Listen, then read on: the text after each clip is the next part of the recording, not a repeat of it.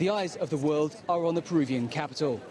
After a week of nitty-gritty negotiations, texts have emerged which negotiators hope will form the basis of a draft agreement.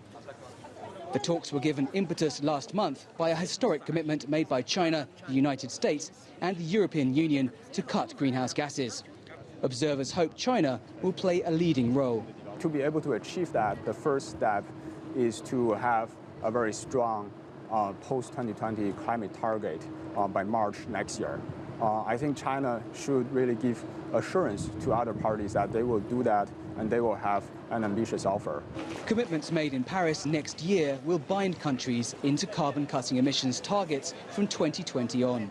But splits between developed and developing nations persist.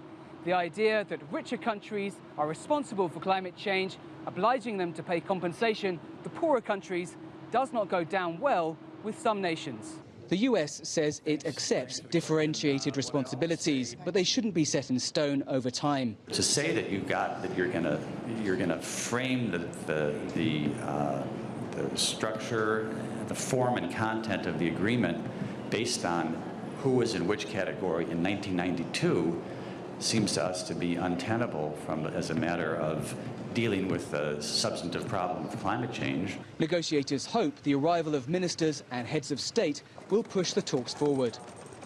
What we really need to see now is countries prepared to forge ahead with a compromise. And we urgently do need the ministers to inject some fresh momentum into these talks. Otherwise, we're actually not going to see an outcome here in Lima, and most importantly, something that can be built on as an outcome in Paris in 2015 at the end of next year.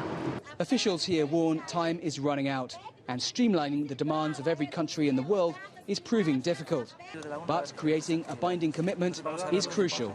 Dan Collyns, CCTV, Lima.